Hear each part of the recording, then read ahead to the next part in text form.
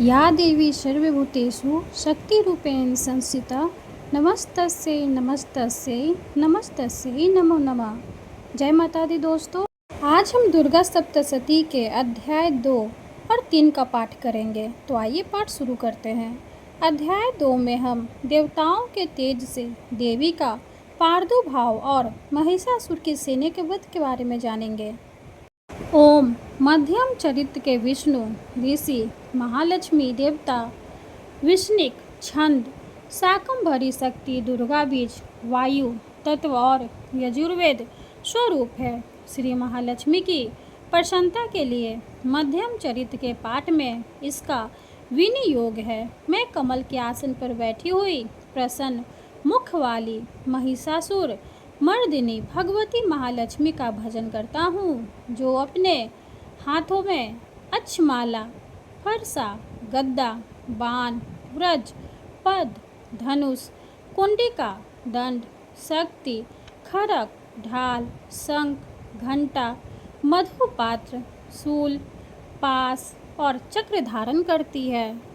ऋषि कहते हैं, पूर्व काल में देवताओं और असुरों में पूरे 100 वर्षों तक घोर संग्राम हुआ था। उसमें असुरों का स्वामी महिषासुर था और देवताओं के नायक इंद्र थे। उस युद्ध में देवताओं की सेना महाबली असुरों से परास्त हो गई। संपूर्ण देवताओं को जीतकर महिषासुर इंद्र बन बैठा। तब पराजित देवता प्रजापति ब्रह्मा जी को आगे करके उस स्थान पर गए जहाँ भगवान शंकर और विष्णु विराजमान थे। देवताओं ने महिषासुर के पराक्रम तथा अपनी अपराजय का यथावत वृत्तांत उन दोनों देवों से विस्तार पूर्वक कह सुनाया। वे बोले, भगवान महिषासुर सूर्य चंद्र अग्नि वायु चंद्रमा यम वरुण तथा अन्य देवताओं के भी अधिकार छीनकर स्वयं ही सबका अधिष्ठाता बना बैठा है। उस दुरात्मा महिष ने समस्त देवताओं को स्वर्ग से निकाल दिया है। अब वे मनुष्यों की भांति पृथ्वी पर विचरते हैं। दैत्यों की यह सारी करतूत हमने आप लोगों से कह सुनाई। अब आप आपकी ही शरण में आए हैं, उसके वध का कोई उपाय सोचिए। इस प्रकार देवताओं के वचन सुनकर भगवान विष्णु और शिव ने दैत्यों पर बड़ा क्रोध किया। उनकी भौवें तन गई और मुंह टेढ़ा हो गया। तब अत्यंत कोप में भरे हुए चक्रपाणी श्री विष्णु के मुख से एक महान तेज प्रकट हुआ। इसी प्रकार ब्रह्मा शंकर तथा इंद्र आदि अन्य देवताओं के शरीर से भी बड़ा भारी तेज निकला। वह सब मिलकर एक हो गया। महान तेज का वह पुंज ज्वालमान पर्वत सा जान पड़ा। देवताओं ने देखा, वहां उसकी ज्वालाएं संपूर्ण दिशाओं में व्याप्त हो रही थी। संपूर्ण देवताओं के शरीर से प्रकट हुए उस तेज की कहीं तुलना नहीं थी। एक चित्र होने पर वह एक नारी के रूप में परिणत हो गया और अपने प्रकाश से तीनों लोकों में व्याप्त जान पड़ा। भगवान शंकर का जो तेज था, उससे उस देवी का मुख प्रकट हुआ। यमराज के तेज से उसके सिर में बाल निकल आए। श्री विष्णु भगवान के तेज से उसकी भुजाएं उत्पन्न हुई। चंद्रमा के तेज से दोनों स्तनों का और इंद्र के तेज से मध्य भाग कटी प्रदेश का प्रादुर्भाव हुआ। वरुण के तेज से जांघ और पिंडनी तथा पृथ्वी के तेज से नित भाग प्रकट हुआ। ब्रह्मा के तेज से दोनों चरण और सूर्य के तेज से उनकी अंगुलियां हुई। वस्तुओं के तेज से हाथों की अंगुलियां और कुबेर के तेज से नासिका प्रकट हुई। उस देवी के दांत प्रजापति के तेज से और तीनों नेत्र अग्नि के तेज से प्रकट हुए थे। उसकी भौवें संध्या के और कान वायु के तेज से उत्पन्न हुए थे। इसी प्रकार अन्य देवताओं के तेज से भी उस कल्याणमयी देवी का आविर्भाव हुआ। तदंतर समस्त देवताओं के तेज पुनः से प्रकट हुई देवी को देखकर महिषासुर के सताए हुए देवता बहुत प्रसन्न हुए। पिनकधारी भगवान शंकर ने अपने शूल से एक शूल निकालकर उन्हें दिया। फिर भगवान विष्णु ने भी अपने चक्र से चक्र उत्पन्न करके भगवती को अर्पण किया। वरुण ने भी शंख भेंट किया। अग्नि ने उन्हें शक्ति दी और वायु ने धनुष तथा बाण से भरे हुए 2 तर्कस प्रदान किए। सहस्त्र नेत्रों वाले देवराज इंद्र ने अपने व्रज से व्रज उत्पन्न करके दिया और ऐरावत हाथी से उतारकर एक घंटा भी प्रदान किया। यमराज ने कालदंड से दंड, वरुण ने पास, प्रजापति ने स्फटिक कांच की माला तथा ब्रह्मा जी ने कमंडलू भेंट किया। सूर्य ने देवी के समस्त रोमकूपों में अपनी किरणों का तेज भर दिया। काल ने उन्हें चमकती हुई ढाल और तलवार दी। क्षीर समुद्र ने उज्जवल हार तथा कभी जीर्ण न होने वाले 2 दिव्य वस्त्र भेंट किए। साथ ही उन्होंने दिव्य चूड़ामणि, 2 कुमंडल, करे उज्जवल अर्धचंद्र, सब बाहुओं के लिए केयूर, दोनों चरणों के लिए निर्मल नुपुर, गले की सुंदर हंसली और सब अंगुलियों में पहनने के लिए रत्नों की बनी अंगूठियाँ भी दी। विश्वकर्मा ने उन्हें अत्यंत निर्मल फरसा भेंट किया। साथ ही अनेक प्रकार के अस्त्र और अभेद कवच दिए। इसके सिवा मस्तक और वक्ष स्थल पर धारण करने के लिए कभी ना कुम्हलाने वाले कमलों की मालाएं दी। जल्दी ने उन्हें सुंदर कमल का फूल भेंट किया। हिमालय ने सवारी के लिए सिंह तथा भांति भांति के रत्न समर्पित किए। धनाढ्य से कुबेर ने मधु से भरा पान पात्र दिया तथा संपूर्ण नागों के राज शेष ने, जो इस पृथ्वी को धारण करते हैं, उन्हें बहुमूल्य मणियों से विभूषित नागहार भेंट किया। इस प्रकार अन्य देवताओं ने भी आभूषण और अस्त्र शस्त्र देकर देवी का सम्मान किया। तत्पश्चात उन्होंने बारंबार अट्टहासपूर्वक उच्च स्वर से गर्जना की। उनके भयंकर नाद से संपूर्ण आकाश गूंज उठा। देवी का वह अत्यंत उच्च स्वर से किया हुआ सिंहनाद कहीं समा न सका। आकाश उसके सामने लघु प्रतीत होने लगा। उससे बड़े जोर की प्रतिध्वनि हुई, जिससे संपूर्ण विश्व में हलचल मच गई और समुद्र कांप उठे। पृथ्वी डोलने लगी और समस्त पर्वत हिलने लगे। उस समय देवताओं ने अत्यंत प्रसन्नता के साथ सिंहवाहिनी भवानी से कहा, देवी तुम्हारी जय हो। साथ ही महर्षियों ने भक्ति भाव से विनम्र होकर उनका स्तवन किया। संपूर्ण त्रिलोकी को क्षोभग्रस्त देख दैत्यगण अपनी समस्त सेना को कवच आदि से सुसज्जित कर हाथों में हथियार ले सहसा उठकर खड़े हो गए। उस समय महिषासुर ने बड़े क्रोध में आकर कहा, आह, यह क्या हो रहा है। फिर वह संपूर्ण असुरों ने घिरकर उस सिंहनाद की ओर लक्ष्य करके दौड़ा। आगे पहुंचकर उसने देवी को देखा, जो अपनी प्रभा से तीनों लोकों को प्रकाशित कर रही थी। उनके चरणों के भार से पृथ्वी दबी जा रही थी। माथे के मुकुट से आकाश में रेखा से खींच रही थी तथा वे अपने धनुष की टक्कार से 7 पातालों को क्षुब्ध किए देती थी। देवी अपनी हजारों भुजाओं से संपूर्ण दिशाओं को आच्छादित करके खड़ी थी। तदंतर उनके 7 दैत्यों का युद्ध छिड़ गया। नाना प्रकार के अस्त्र शस्त्रों के प्रहार से संपूर्ण दिशाएं विदासीन होने लगी। चिछुर नामक महान असुर महिषासुर का सेना नायक था। वह देवी के साथ युद्ध करने लगा। अन्य दैत्यों की चतुर्नी सेना साथ लेकर चामर भी लड़ने लगा। 60,000 रथियों के साथ आकर उदग्र नामक महादैत्य ने लोहा लिया। 1 करोड़ रथियों को साथ लेकर महाहनु नामक दैत्य युद्ध करने लगा, जिसके रोए तलवार के समान तीखे थे। वह अशिलोमा नाम का महादैत्य 5 करोड़ रथी सैनिकों सहित युद्ध में आ डटा। 60 लाख रथियों से घिरा हुआ बास्कल नामक दैत्य भी उस युद्ध भूमि में लड़ने लगा। परिवारित नामक राक्षस हाथी सवार और घुड़सवारों के अनेक दलों तथा 1 करोड़ रथियों की सेना लेकर युद्ध करने लगा। विडाल नामक दैत्य 5 अरब रथियों से घिरकर लोहा लेने लगा।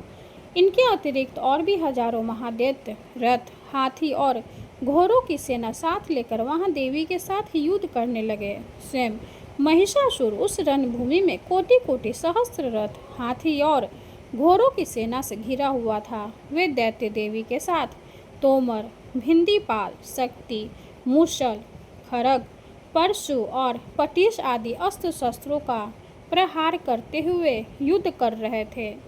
कुछ दैत्यों ने उन पर शक्ति का प्रहार किया, कुछ लोगों ने पास फेंके तथा कुछ दूसरे दैत्यों ने खड़ग प्रहार करके देवी को मार डालने का उद्योग किया।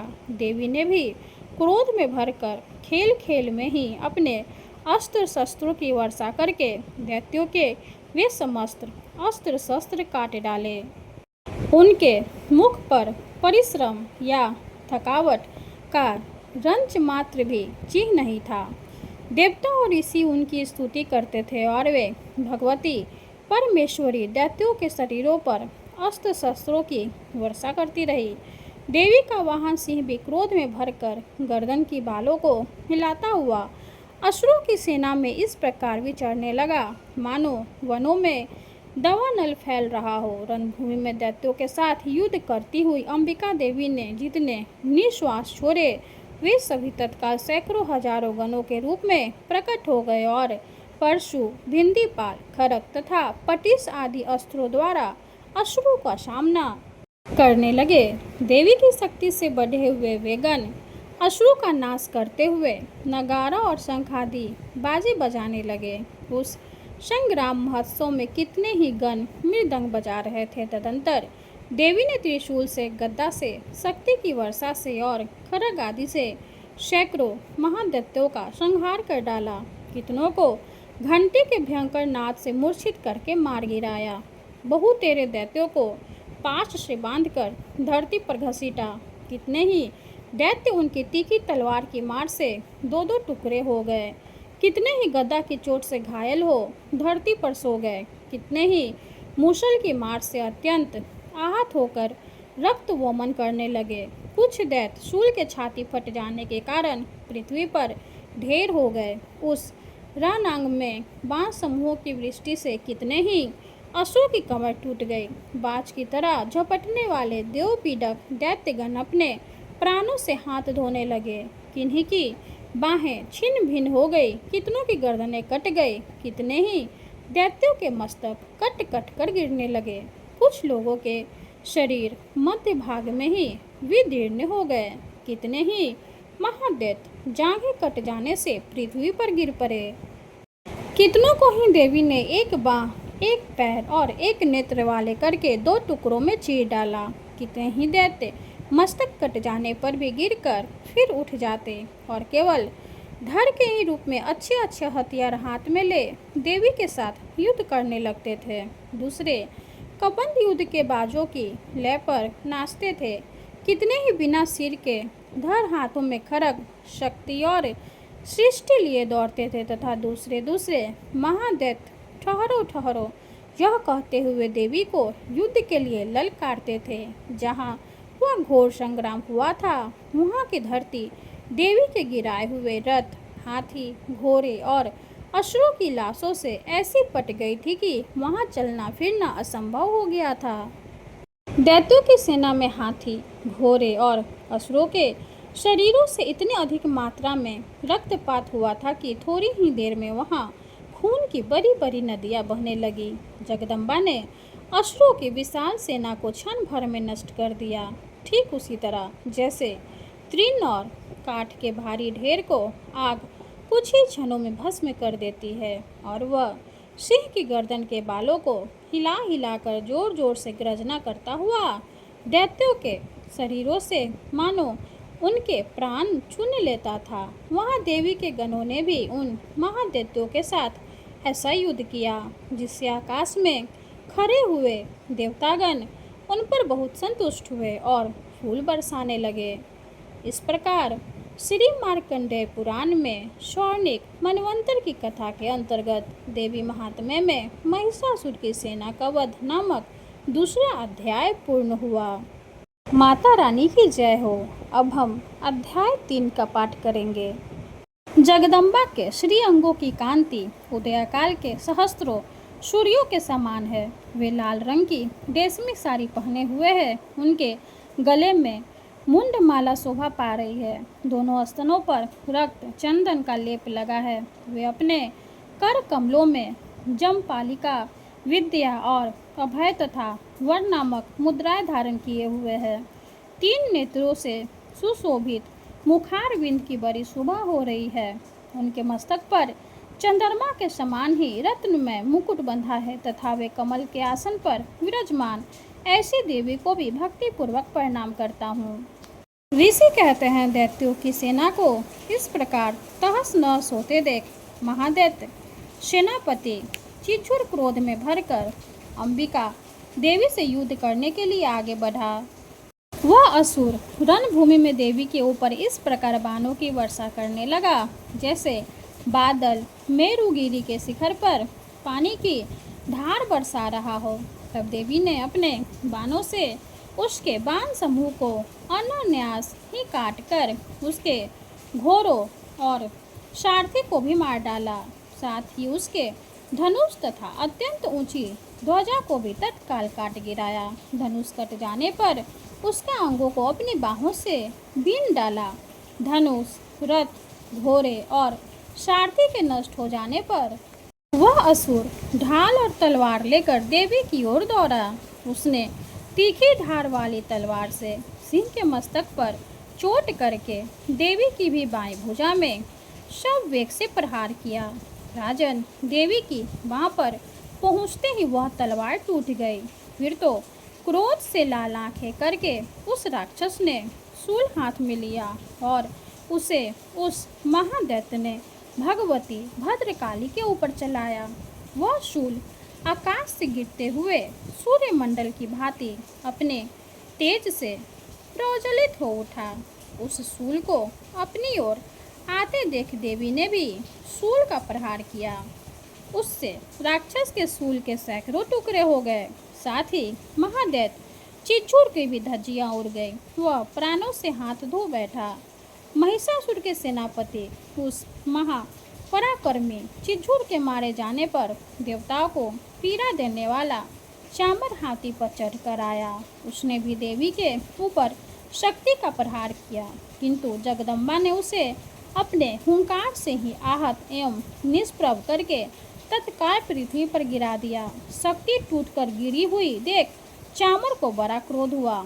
अब उसने शूल चलाया, किंतु देवी ने उसे भी अपने बाणों द्वारा काट डाला। इतने में ही देवी का सिंह उछलकर हाथी के मस्तक पर चढ़ बैठा और उस दैत्य के साथ खूब जोर लगाकर बाहु युद्ध करने लगा। वे दोनों लड़ते लड़ते हाथी से पृथ्वी पर आ गए और अत्यंत क्रोध में भरकर एक दूसरे पर बड़े भयंकर प्रहार करते हुए लड़ने लगे। तदंतर सिंह बड़े वेग से आकाश की ओर उछला और उधर से गिरते समय उसने पंजों की मार से चामर का सिर धड़ से अलग कर दिया।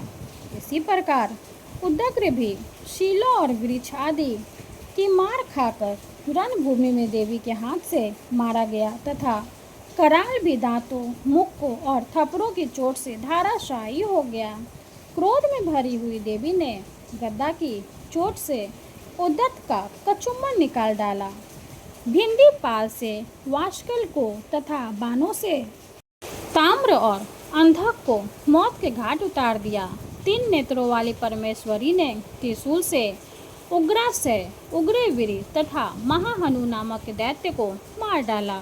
तलवार की चोट से विडाल के मस्तक को धड़ से काट गिराया।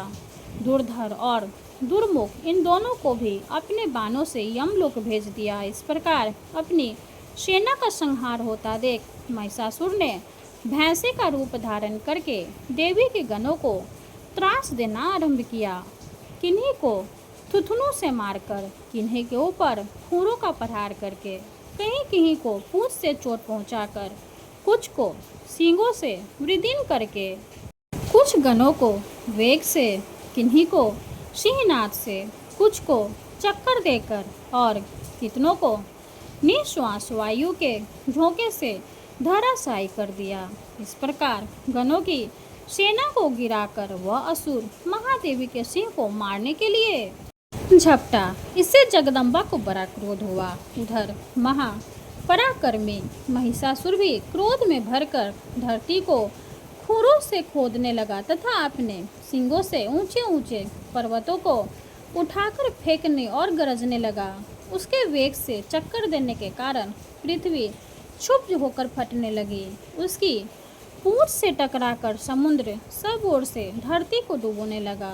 हिलते हुए सींगों के आघात से विदीर्ण होकर बादलों के टुकड़े टुकड़े हो गए। उसके सांस की प्रचंड वायु के वेग से उड़े हुए सैकड़ों पर्वत आकाश से गिरने लगे। इस प्रकार क्रोध में भरे हुए उस महादैत्य को अपनी ओर आते देख चंडिका ने उसका वध करने के लिए महान क्रोध किया। उन्होंने पाश फेंककर उस महान असुर को बांध लिया। उस महासंग्राम में बंध जाने पर उसने भैंसे का रूप त्याग दिया और तत्काल सिंह के रूप में वो प्रकट हो गया। उस अवस्था में जगदम्बा जो ही उसका मस्तक काटने के लिए उद्यत हुई, तो ही वह खड्गधारी पुरुष के रूप में दिखाई देने लगा। तब देवी ने तुरंत ही बाणों की वर्षा करके ढाल और तलवार के साथ उस पुरुष को भी बीन डाला। इतने में ही वह महान गजराज के रूप में परिणत हो गया तथा अपनी सूर से देवी के विशाल सिंह को खींचने और गरजने लगा। खींचते समय देवी ने तलवार से उसकी सूंड काट डाली। तब उस महादैत्य ने पुनः भैंसे का शरीर धारण कर लिया और पहले की ही भांति चराचर प्राणियों सहित तीनों लोकों को व्याकुल करने लगा। तब क्रोध में भरी हुई जगन माता चंडिका बारंबार उत्तम मधु का पान करने और लाल आंखें करके हंसने लगी। उधर वह बल और पराक्रम के मत से उन्मत्त हुआ राक्षस गरजने लगा और अपने सींगों से चंडी के ऊपर पर्वतों को फेंकने लगा। उस समय देवी अपने बाणों के समूहों से उसके फेंके हुए पर्वतों को चूर्ण करती हुई बोली। बोलते समय उनका मुख मधु के मद से लाल हो रहा था और वाणी लड़खड़ा रही थी। देवी ने कहा, ओ मूर्ख, मैं जब तक मधु पीती हूँ तब तक तो क्षण भर के लिए खूब गरज ले। मेरे हाथ से यहीं तेरी मृत्यु हो जाने पर अब शीघ्र ही देवता भी गरजना करेंगे। ऋषि कहते हैं, यूँ कहकर देवी उछली और उस महादैत्य के ऊपर चढ़ गई। फिर अपने पैर से उसे दबाकर उन्होंने शूल से उसके कंठ में आघात किया। उनके पैर से दबा होने पर भी महिषासुर अपने मुख से दूसरे रूप में बाहर होने लगा। अभी आधे शरीर से ही वो बाहर निकलने पाया था कि देवी ने अपने प्रभाव से उसे रोक दिया। आधा निकला होने पर भी वह महादैत्य देवी से युद्ध करने लगा। तब देवी ने बहुत बड़ी तलवार से उसका मस्तक काट गिराया। फिर तो हाहाकार करते हुए दैत्यों की सारी सेना भाग गई तथा संपूर्ण देवता अत्यंत प्रसन्न हो गए। देवताओं ने दिव्य महर्षियों के साथ दुर्गा देवी का स्तवन किया। गंधर्वराज गाने लगे तथा अप्सराएं नृत्य करने लगी। इस प्रकार श्री मार्कंडेय पुराण में सार्वनिक मनवंतर की कथा के अंतर्गत देवी महात्म्य में महिषासुर वध नामक तीसरा अध्याय पूरा हुआ। दुर्गा माता की जय हो।